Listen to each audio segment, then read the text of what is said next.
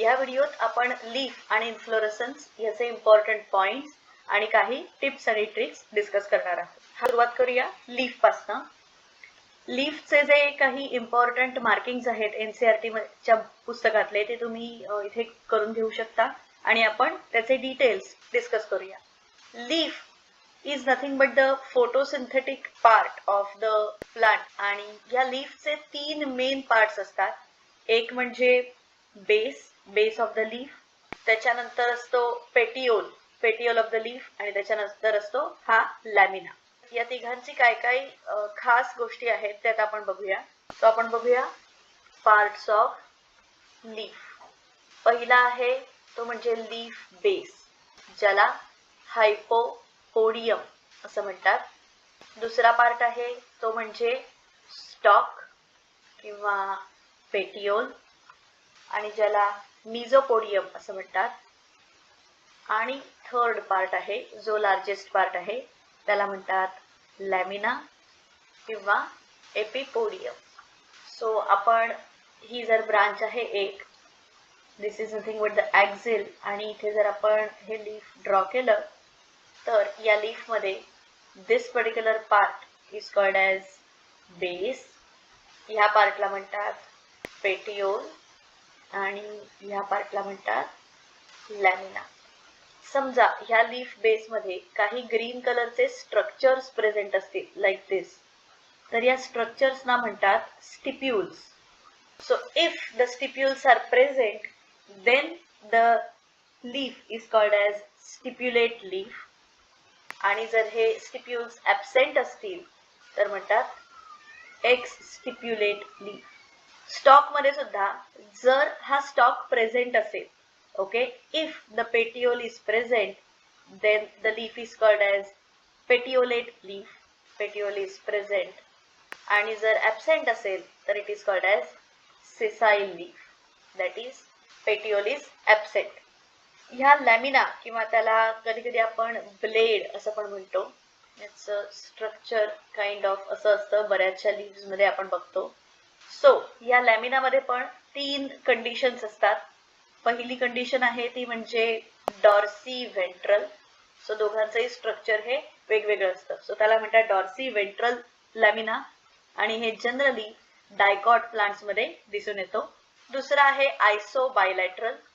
याचा अर्थ आहे की दोन्ही बाजूंनी लीफ वरून पण आणि खालून पण सेम कलरचं असतं, सेम स्ट्रक्चर असतं, आणि हे जनरली मोनोकॉट प्लांट्स मध्ये दिसून येतं आपल्याला.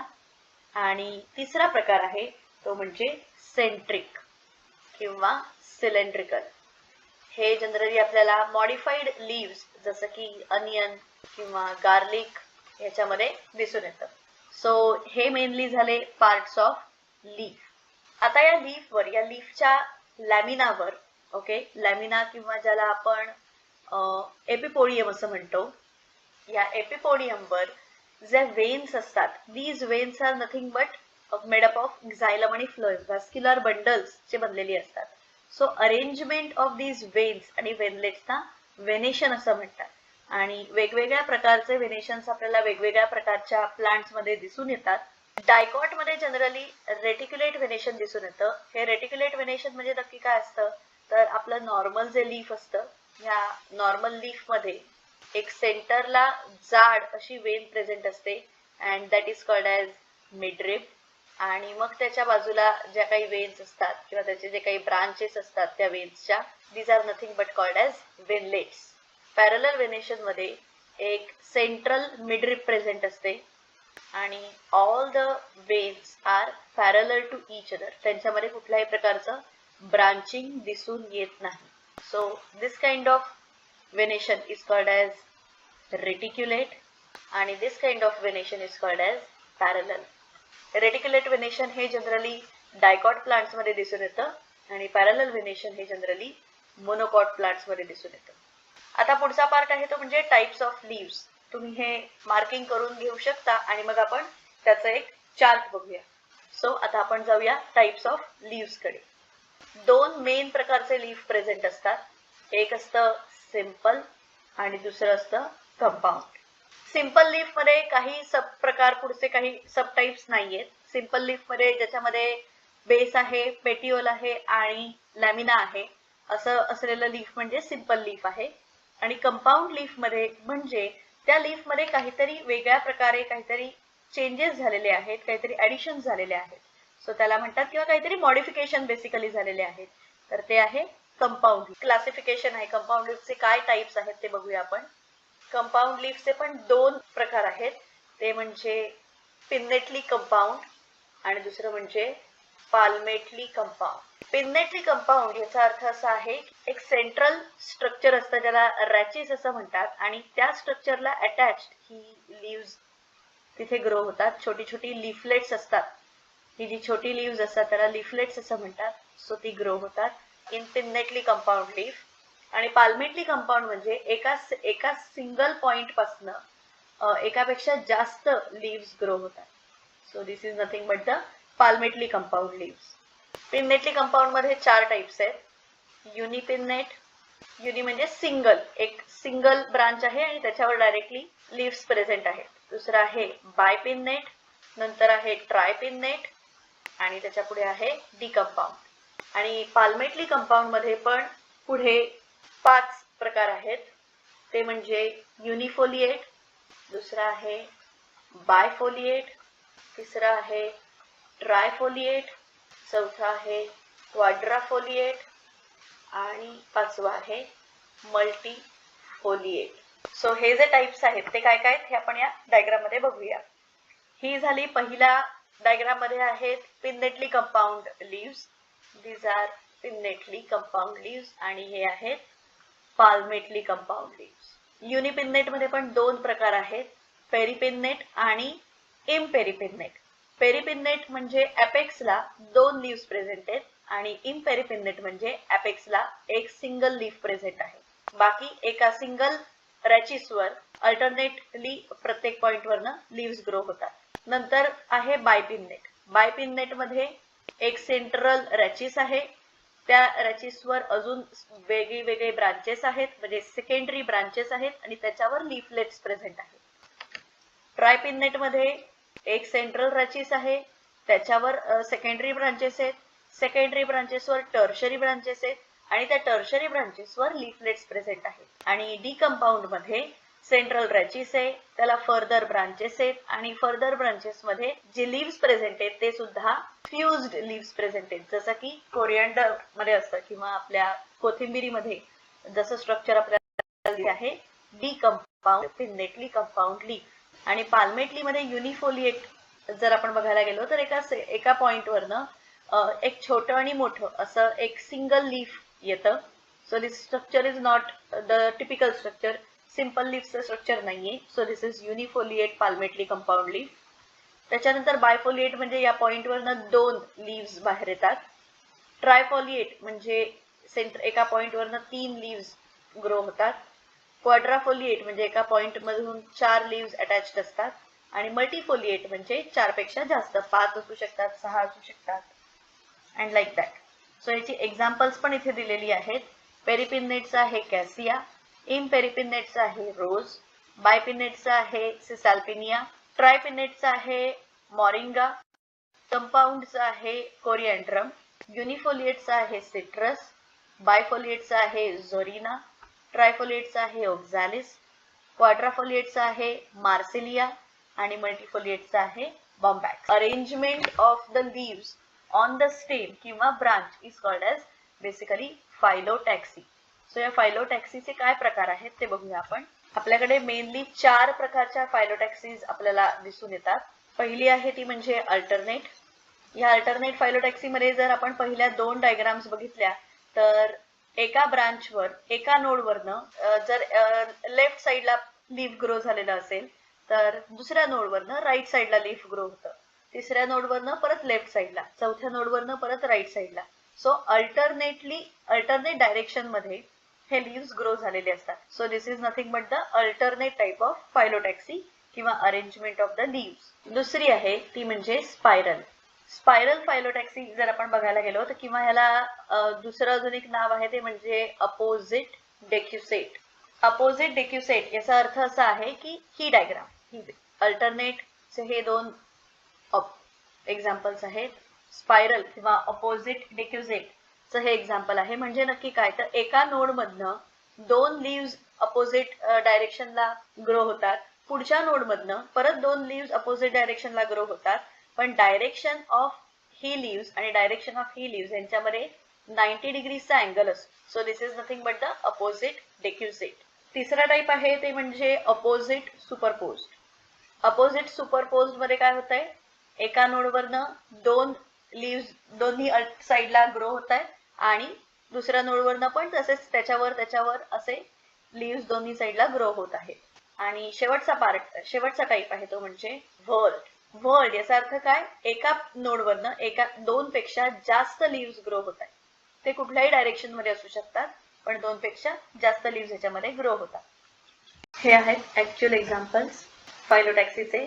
अल्टरनेट फायलोटॅक्सी मध्ये एक्झाम्पल आहे मँगो प्लांट. सिंपल लक्षात ठेवायला, प्रत्येक नोड पासून अल्टरनेटली लीव्स ग्रो होतात. व्हर्ल्ड फायलोटॅक्सीचं एक्झाम्पल आहे नेरियम. याच्यामध्ये एका सिंगल नोडवरनं दोन पेक्षा जास्त लीव्स जे आहेत ते ग्रो होतात. अपोजिट डिक्युजेट मध्ये जर आपण बघितलं तर प्रत्येक नोडमधनं दोन लीव्स ग्रो होत आहेत आणि सक्सेसिव्ह नोड्सची जी लीव्स आहेत they are at 90 degrees to each other. आणि अपोजिट सुपरपोज्ड जर आपण बघितलं तर प्रत्येक नोडमधनं एकावर एक अशी दोन लीव्स ग्रो होत आहेत. त्याचं एक्झाम्पल आहे जामून. आणि अपोजिट डिक्युजेट किंवा ज्याला स्पायरल असं पण म्हणतात, याचं एक्झाम्पल आहे कॅलोट्रोपिस. पुढे बघूया मॉडिफिकेशन ऑफ लीव्स मध्ये. वेगवेगळ्या फंक्शनसाठी मॉडिफिकेशन होतं या लीव्स मध्ये. कुठल्या कुठल्या फंक्शनसाठी होतं, let us see. Mainly 4 modifications आहेत. पहिलं आहे ते म्हणजे spines. The leaves are converted into spines. दुसरं आहे ते म्हणजे टेंड्रिल्स. तिसरं आहे ते म्हणजे हुक्स. आणि चौथा जो टाईप आहे तो आहे फायलोड. सो याची एक्झाम्पल्स काय आहेत बघूया. पहिलं स्पाइनचं जर एक्झाम्पल घ्यायला गेलो, याचे एक्झाम्पल्स काय आहेत ते बघूया. स्पाइनचं जर एक्झाम्पल घ्यायला गेलो तर हे असे प्रकारे स्पाइन्स असतात की entire leaf is converted into spine, आणि याचं एक्झाम्पल आहे ऑपुन्शिया. त्याच्यानंतर टेंड्रिल्स. टेंड्रिल्स मध्ये पण प्रकार आहेत काही. बघूया काय काय प्रकार आहेत. फर्स्ट टाइप इज दॅट की entire leaf is converted into tendrils, आणि त्याचं एक्झाम्पल आहे लेथॅरस. आणि ह्यामध्ये दुसरा टाइप आहे तो म्हणजे कंपोजिट लीव्स मध्ये एखाद दुसरं लीफलेट जे आहे that is converted into tendril.